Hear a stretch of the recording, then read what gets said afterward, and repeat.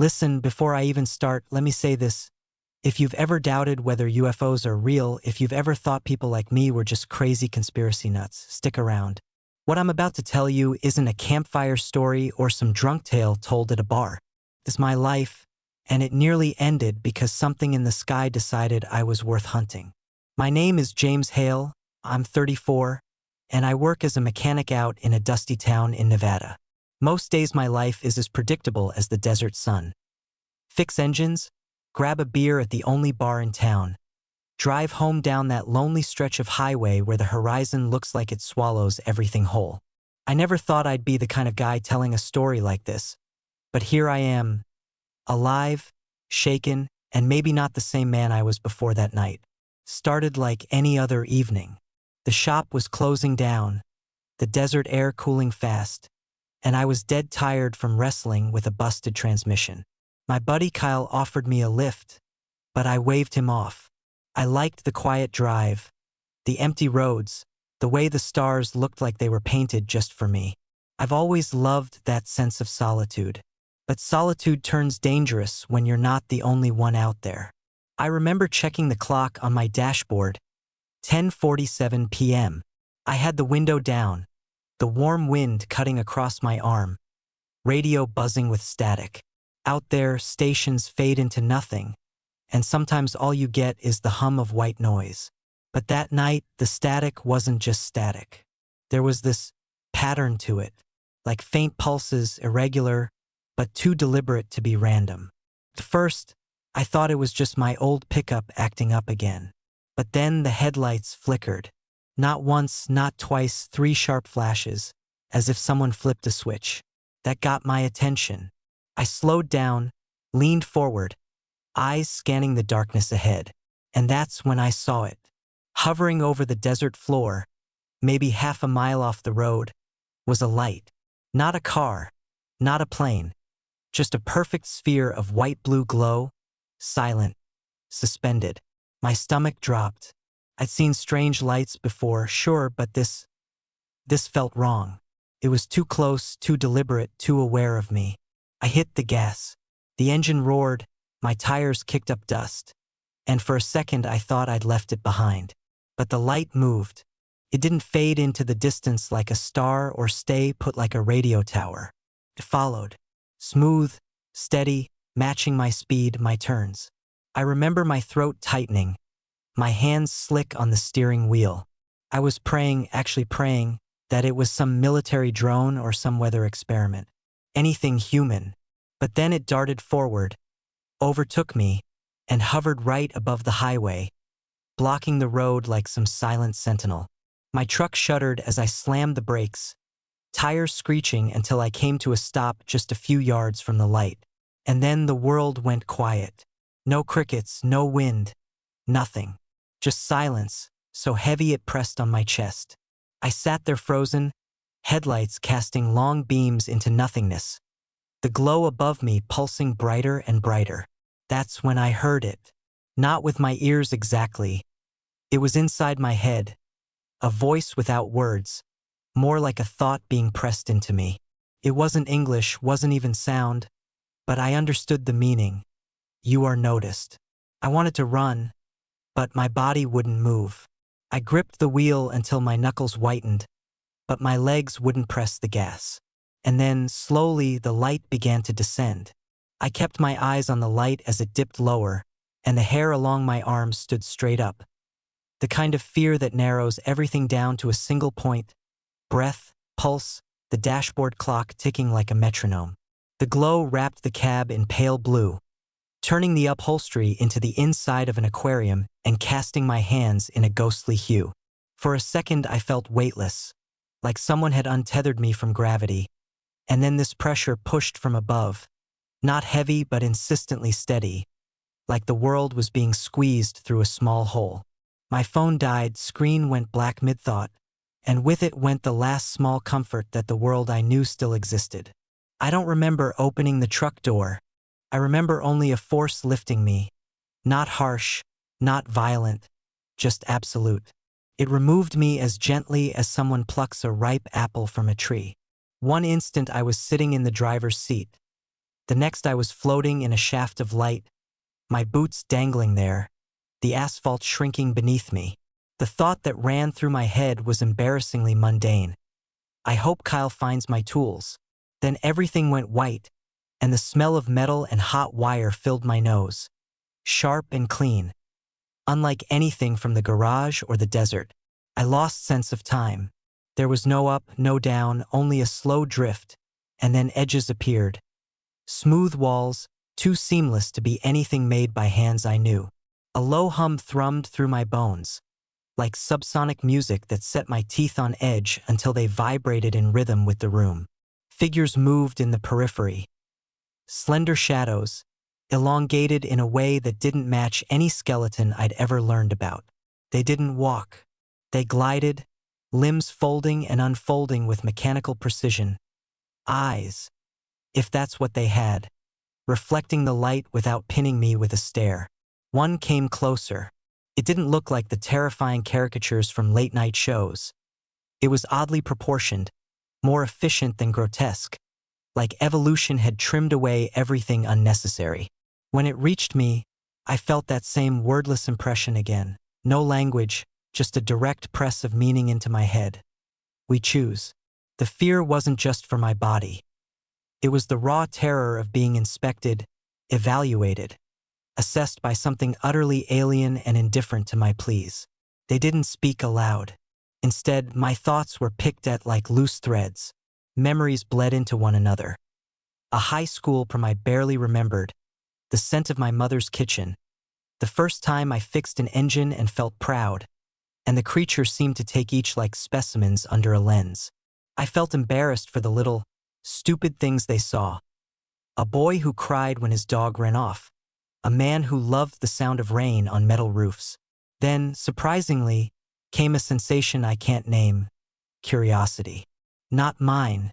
There was a clinical curiosity directed at me, like a researcher fascinated by a new specimen.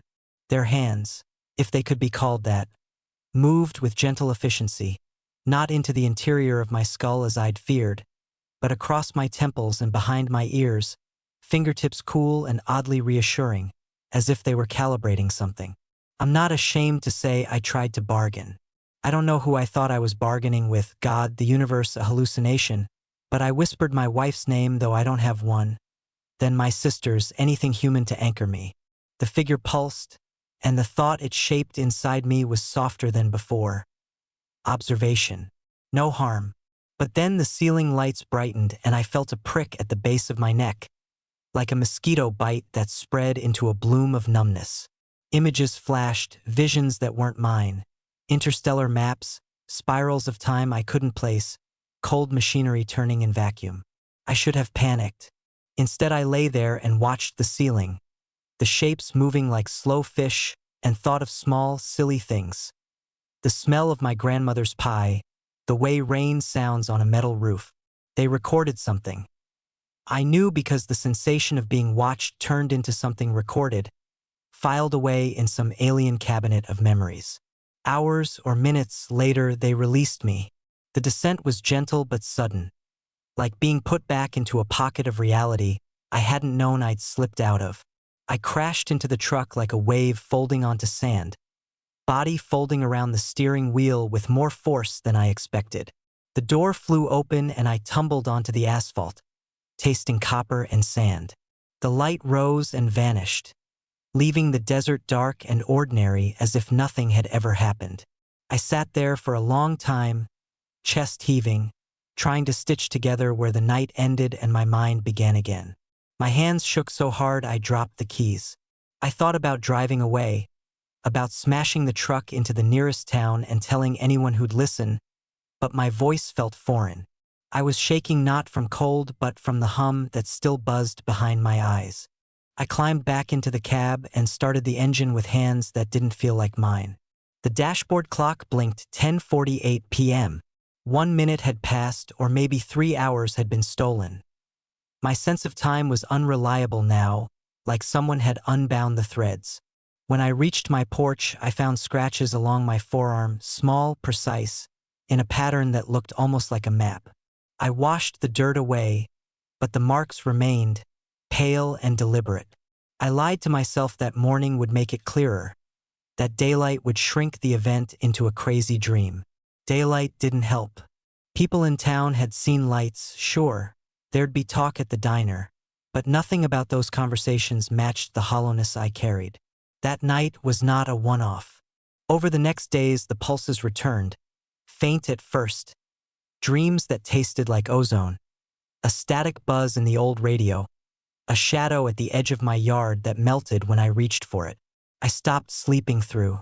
I started double-checking locks I knew were fine. I told Kyle the truth in bursts between beers and he laughed it off, called me a drama queen, said I was seeing things from too many late nights. I wanted to be angry at him for not believing me, but the truth was uglier. I was beginning to doubt myself. Then, 3 nights later, I woke to the sound of my truck horn blaring outside. Just one long, single peal that made my teeth ache. I froze, listening. The hum built, closer, and in the street the night turned blue. I walked to the window and watched the light stop in front of my house, like a spotlight trained on me. The front door opened on its own, and I knew, with a certainty that had nothing to do with hope, that the hunt had started in earnest. The horn had barely died out before the light was through my window again, bright and hungry, painting the bedroom in that same cold blue. I moved by muscle memory, no decision, just motion. Slipping my feet into boots, grabbing the flashlight from the drawer even though the beam would do nothing against that kind of light. The front door opened without a sound, and the air that came in felt wrong. Too clean, like a lab, not like the dust-laden nights I'd slept through for years. I crept down the hallway, heart drumming in my ears, and for a panicked second I thought I could sneak out the back and drive until the road swallowed me whole. Then I saw the prints on the porch, 3 shallow depressions in the wood, perfectly spaced, like a tripod had landed there, and my legs went out from under me. The thing that hunts you doesn't always attack with thunder and teeth. Sometimes it studies you until you make the smallest move that proves useful, and then it uses that against you. I watched the light hover in the yard, saw shadows detach themselves from the glow and fold toward the side of the house like smoke. One of them moved up the steps. It paused at the door, and for a moment I expected it to reach out and press its palm to the wood. Instead, the lock clicked, as if activated by some invisible key, and the door eased inward. My throat closed up. I thought of calling out, of screaming, of waking Kyle, but I didn't. The house felt like a stage set, familiar props arranged to hide the things beyond the walls. I tried to tell myself I could wrestle whatever this was, the way I'd once fixed a stubborn carburetor, patient, methodical. That bravado lasted until the light filled the hallway and something slid into view. Taller than before, more purposeful, with joints that folded like a well-made hinge. It moved without sound, and when it looked at me, the sense of being cataloged came back. But this time it was different. Not merely observation, but selection. I thought of running then, of tearing through the night like I'd never run before, but the old fear, practical and animal, knotted my legs. The figure stopped 3 feet away and reached for me. Its fingers brushed my cheek, and the surface was colder than metal yet softer than skin. A texture I couldn't place. For a second I wondered if it could feel. The touch was quick, diagnostic. An electric shiver spread down my arm, and I knew they were checking for more than physiology. I tasted my own name in my mouth and called it out, "James!" Because saying your name in a strange place is a kind of prayer. The answer came the same way as before, not with sound but with insistence. Transport. The next moments are a smear of motion. The world unlatched like a stuck door, and I was pulled up again, this time with less gentleness, as if the collectors had grown impatient. The truck's engine sputtered and died on the drive. My phone was a black slab in the glove box. In the shaft of light, I saw the neighbors' houses recede, the desert flatten, and the stars spin in a pattern that made no sense. In the compartment I'd been taken to before, there were more of them now. More figures observing, comparing, chatting in that foreign mind language that I'd come to understand in gestures and impressions. They weren't cruel in any emotional sense I knew. They were efficient, curious, and utterly devoid of malice. But efficiency can be cruel by its nature. They probed again, this time with more intent, attaching small devices that hummed and left a cold, ringing ache in my temple. I learned later that those devices were what they used to mark you. I felt one of them slide beneath the skin at the base of my skull, a tiny, painless incision that closed before I could blink. The sensation of having something implanted was like a faint itch you can't scratch, always there, at the edge of perception, waiting. When they spoke, if it can be called speaking, the content was different. Not we choose or observation, but return, cycle. A wheel turning, an inevitability being set into motion. They weren't just taking samples. They were rehearsing something involving me, and the word that most fit was experiment. When they set me down back on my porch, the sky was beginning to gray with pre-dawn. My shirt was damp with sweat, my hands smelled of ozone, and the small puncture at my neck had faded to a pale speck. I stumbled inside and locked the door, finally giving voice to the fear that had sat in my chest since the first night. I called Kyle.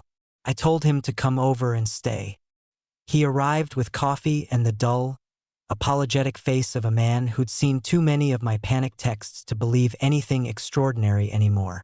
I wanted to make him look up at the ceiling, to show him the way the light pooled in the corners of my living room when I blinked too hard. Instead, I took him out to the truck and showed him the circles on the porch, the scuff marks in the dirt, the smell of metal that clung to me like a second skin. He squinted, shrugged. Probably military, he said. Test equipment.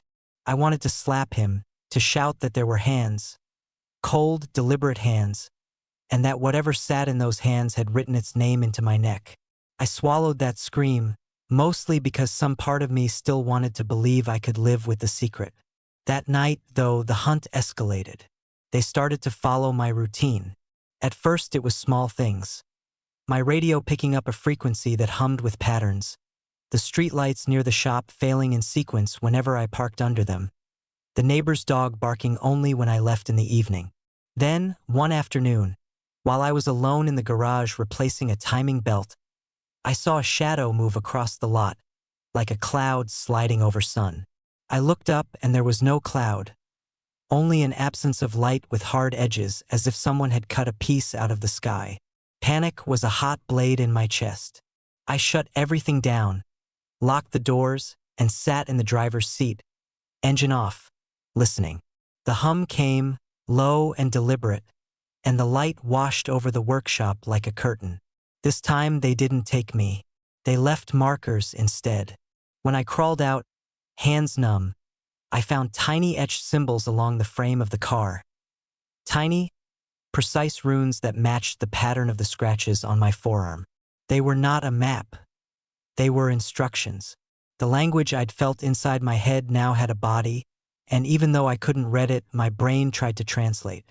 Do not run. Comply. We will return. The realization hit me like an avalanche. This wasn't random. They'd chosen me for a reason I didn't yet understand, and their methods of communication were growing more assertive. I considered leaving town, driving until Nevada became a rumor behind me. I almost did it one morning, packed a bag, shoved my tools into the back of the truck, and drove to the highway entrance. But the highway was blocked by a white sedan with a license plate I couldn't recognize. A pattern of characters that weren't letters or numbers, but some strict geometry. The sedan's driver gave me a slow, civil nod as I passed, but the car's eyes, its headlights, were too bright, and I felt, as I had every time I'd been under their light, that some observation was being logged. I turned around and went home. With every day, the world narrowed around the parameters they set. I learned to live in the margins of a life being studied. I took to carrying a pocket knife again, though I couldn't imagine cutting my way out of anything that moved like them. I wrote notes and hid them in places only I would look. Books, the toolbox under the back panel of my truck seat. Some were practical. If gone, check at Old Mill, North Road. Some were for my own sanity. Keep breathing. I barricaded windows one night like a man who knows the shape of fear but not its source. It was then, in the brittle safety I'd constructed, that I realized the implant at my neck was pulsing faintly, as if syncing with something far away, and the hum that had once been a rare event was now a constant presence, like a second heartbeat. They started to change the rules in ways I couldn't ignore. Little windows of normalcy that snapped shut and left me with only their cold logic. At first I tried to fight back in the only ways that felt honest to me. Documents, photographs, a voice recorder hidden beneath the seat where I could speak into it and catalog each oddity before the memory dulled into panic. I taped the porch circles, photographed the symbols, kept every receipt from every place I visited so I could trace my movements if I vanished. But there's only so much paper and light can do against whatever they had, an intelligence that read patterns the way I read wiring diagrams. One night, I woke to a tapping at the basement window. I peered through the cracked blinds and saw nothing but the desert, silver and obscene in the moonlight. The tapping stopped. 10 minutes later, my toolbox was rearranged on the workbench. Wrenches aligned by size, grease wiped into neat arcs. Whoever or whatever had come into my house cared about order. I stopped telling Kyle details. He'd started to make jokes about needing to move to Arizona, about living off-grid in a trailer with tinfoil hats. Maybe those jokes were his way of staying sane. Maybe they were his way of protecting me from how quickly the world could tilt. Instead, I started seeing a woman at the diner who looked like she'd been there forever. A retired schoolteacher named Marla who remembered things most people forgot. She watched me over coffee one afternoon, eyes patient, not prying, and when I mentioned lights in passing, she nodded like a person who'd been waiting to hear that exact sentence. "Sometimes things haunt the place more than the person," she said quietly, like she was passing a salted biscuit across the counter. "You don't always get to pick what follows you." It was the smallest admission that the world had loose ends I couldn't tie. Marla told me a story about a road crew who'd found crop circles in a field outside of town years ago. They chalked it up to kids until the cows stopped coming home. She didn't say aliens. She never used the word. But she gave me a look that said she'd buried her own odd night under an even stranger morning. After that, I stopped pretending everything could be explained away by maintenance crews or weather balloons. I started to plan. Not a dramatic plan, mind you, no blazing one-man war against the unknown, but a set of small, stubborn things a man can hold on to when the world tries to unmake him. I packed a go-bag, water, a shotgun I'd never shot before, a coil of rope, my father's old compass, the photographs, and a cheap camera that ran on film. I hid the bag beneath the floorboard in the garage where only I would remember. I began to sleep in short bursts and drive aimless routes. Not because I thought avoidance would work, but because movement sometimes felt like agency. The implants hummed, but I learned to listen for when they fell quiet. Silence, once rare, became a sign. The pattern I'd seen in faint, dreamlike flashes started to make sense when I traced it across the town. 3 points forming a triangle: old mill, abandoned radio tower, the salt flats to the north. When I pinned those points on a greasy map in my garage, my chest tightened not with dread but with the crystalline clarity of a thing that must be followed. I told myself I was making a map for revenge or for sanity, but really I think I was making a map to understand what they wanted from me. The night I decided to go to the old mill, I felt like a man stepping into his own funeral. My hands shook, but my jaw set. I left in the small hours with only the film camera and the compass, the shotgun wrapped in a blanket across the passenger seat like a thing I hoped not to use. The highway was a ribbon of black and the sky overhead was a scatter of indifferent points. I drove slow, eyes sweeping, heart counting the seconds like a metronome. At the mill, the air smelled of rust and old paper. The place had been hollow for decades. Its roof sagged, and a rusted swing hung like a memory.